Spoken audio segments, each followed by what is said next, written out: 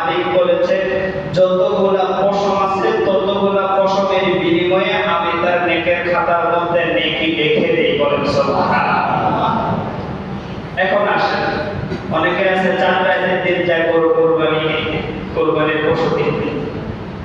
কোরবানির পশু কিছু আগে কিনা ভালো। দেখবেন কারোর সাথে যদি কারোর মহাব্বত থাকে,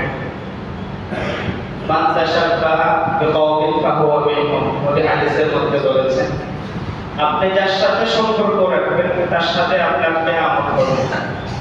কোরবানির পশু আপনি আল্লাহর রাস্তায় কোরবানি দিবেন, এক সপ্তাহ আগে 10 দিন আগে কিনলেন।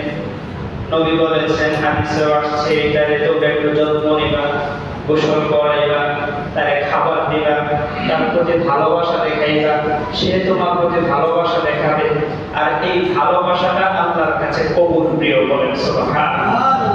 এই জন্য যারা কোরবানি দিবেন, দরকার যদি আপনি খাসি কোরবানি দেন, প্রয়োজনে 10 দিন আগে কিনেন, এক সপ্তাহ আগে কিনেন, কিনা এটার প্রতি একটু যত্ন নেন, একটু ভালোবাসা দেখান।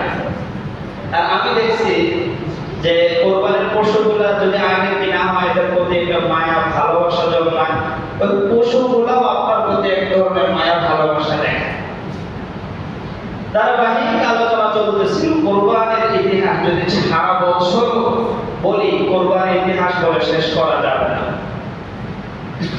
কোরবানির ইতিহাস এটা আদম নবী থেকে শুরু হয়েছিল, হাবিল এবং কাবিল থেকে। হাবিল এবং কাবিলের সময় কোরবানি ছিল আসমান থেকে আগুন আইসা ওই পশুগুলোকে পোড়ায় দিত। যখন ইব্রাহিম নবী আসছে, ইব্রাহিম নবী থেকে জবাই করা শুরু হয়েছে। গত জুমায় রাখছিলাম ইব্রাহিম নবী কোথায় আছে? গুহায়। কোথায় আছে? ভুলে গেছেন মনে হয়। ইব্রাহিম নবী গুহায় আছে। প্রথম দিন যায়, একদিন যায়, 2 দিন যায়, প্রতিদিন রাত্রেবেলা আম্মা আয়েশা সন্তানটাকে দেখে যায়, হায় হায়, না জানি বিচ্ছু বা আয়েশা আমার সন্তানটাকে খায় ফেলে। মা প্রতি সন্তানের অন্যরকম এক ভালোবাসা। এই যে প্রতিদিন আসে যায় রাত্রেবেলা, এলাকার কিছু মহিলা, কিছু মানুষ দেখছে আজরের বউ প্রত্যেকটা দিন রাত্রেবেলা কই যায় সাজুগুজু কইরা, ভালো কাপড় কইরা, এটা মানুষের নজরে লাগছে। একদিন, 2 দিন, 3 দিন দেখতে দেখতে যখন 21 দিনের সময় হয়েছে, আর গত সপ্তাহে বলেছিলাম একদিন 1 মাসের সমপরিমাণে বড় হয়। একদিন 1 মাসের সমপরিমাণে বড় হয়। 21 দিন থাকা মানে কি? প্রায় তো 2 বছরের কাছাকাছি।